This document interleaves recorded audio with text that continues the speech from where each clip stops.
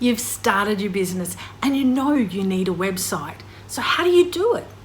There are numerous options on how to set up a website, the extent of control that you have, and the effort that goes into making that website. And we're going to go through the options.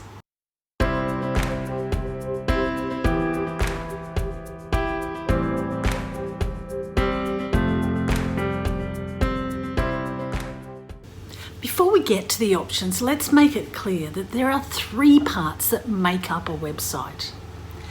There is the domain name, the hosting provider, and the website itself. An analogy I like to make is to think of it as a physical store. The domain name is the name out the front. It's the name of the business. It's the big sign that gets everyone's attention. And if you move premises, you'll take your big sign with you. The hosting provider is the address. It's your address in the internet world. Hopefully, you have a big safe fence around it and good strong foundations to your building. And the website pages are the actual building.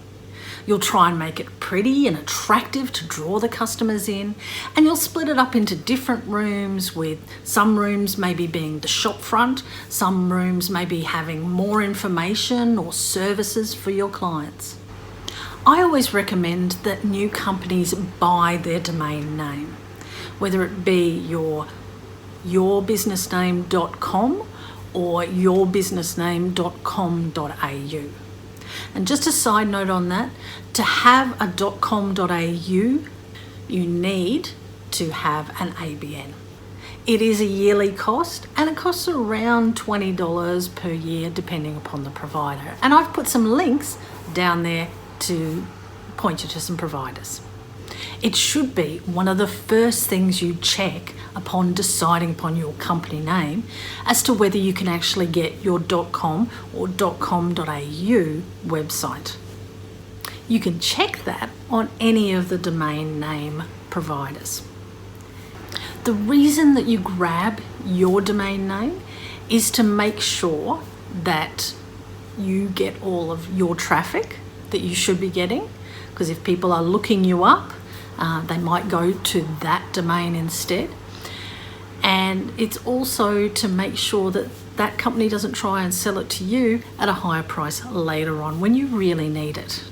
So it's your domain name, your signage. So now let's talk about the other two sections, the hosting package and the website. Now these can sometimes be bought separately or done together as a package. And I understand that as a new business, sometimes money is a really important factor. So we'll talk about the least expensive option first, and it doesn't have bells and whistles. The least expensive option is to go with Google's website option. So it does the hosting platform for you and a one-page website. If you're just starting off, then this is a great option for you, as it makes it very simple and gets you up and running very quickly. And later on, you could develop into one of the other options. Make sure you grab your custom domain though. I still highly recommend that to be done. And with Google, you can choose it, and there are some options you can do with getting your email address as well. So that's the first option. For a more developed website, you could go with an e-commerce site or a third-party platform, such as Shopify, Wix, Weebly, Squarespace, Etsy, or BigCommerce. With these, you'll set up your website with that provider on their platform, and they will have templates to make the design really easy for you. So they'll get it up and running, and then they host the website as well. So they take care of all of the hosting side, and you don't have to think about that side.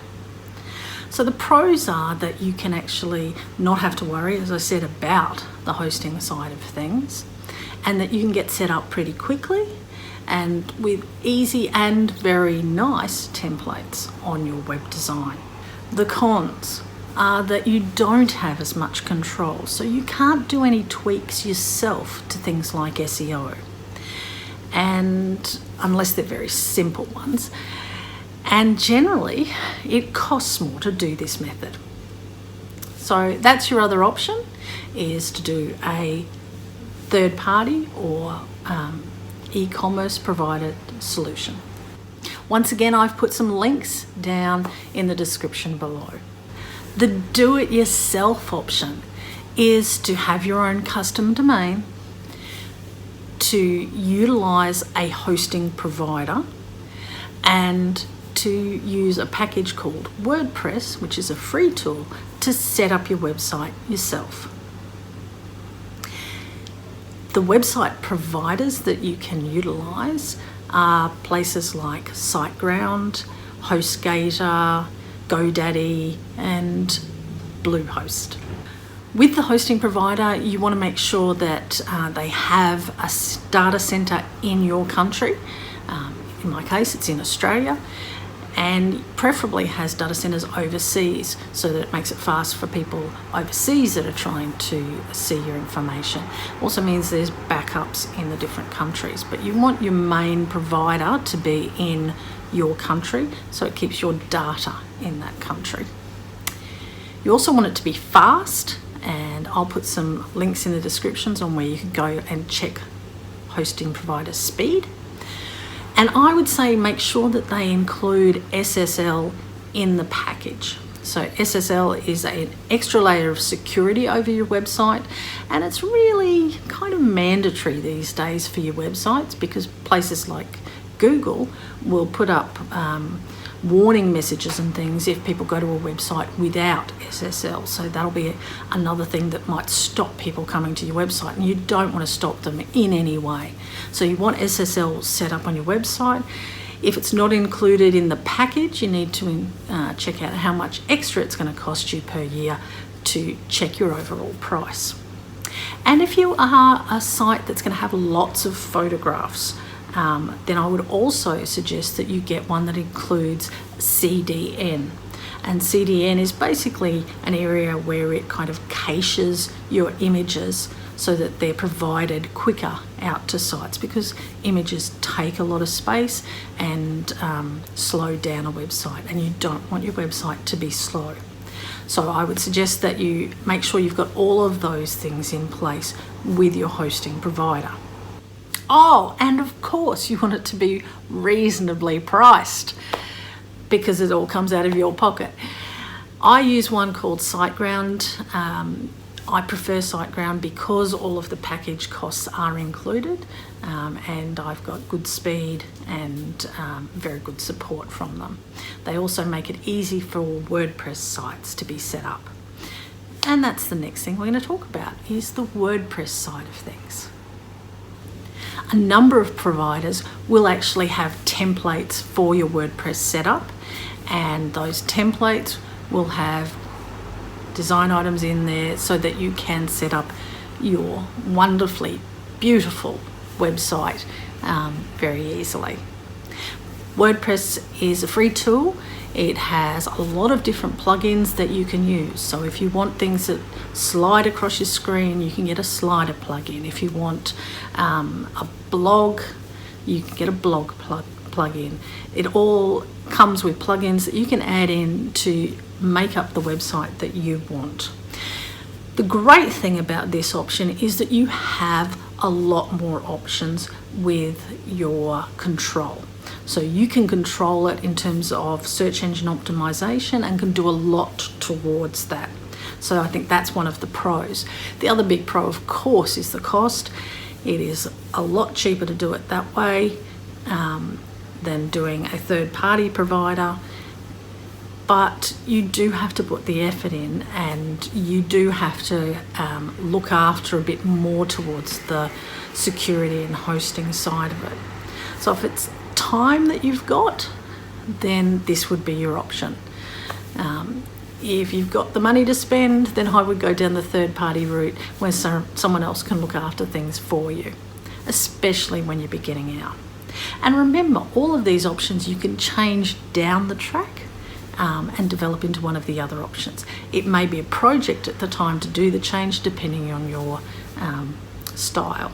The other thing I really like about this option is that you usually get your email as part of the package as well.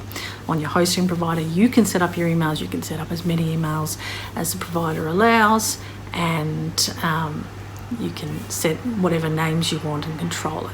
So I like that for that option. So there you are. There are all your options. So in a nutshell, if you want to get up and running quickly, have no time and just want something up and running, and the least expensive option you can do, then use Google's website option. If you're prepared to put in more effort and time to learn how to set up and run a WordPress site, then the do-it-yourself option is the option for you and gives you more control. And if you want as much done for you as possible and are prepared to pay the extra, then look at a third-party platform. As soon as you have your website up and running, go and make sure you get your Google My Business free listing. If you don't know how to do that, I've got another video showing you on how to do that. And seriously consider looking into search engine optimization for your website. If you don't know how to do that, I've got some videos on that. And if you need a hand, you can contact me at helpme@automatenow.com.au. Thanks for watching the video.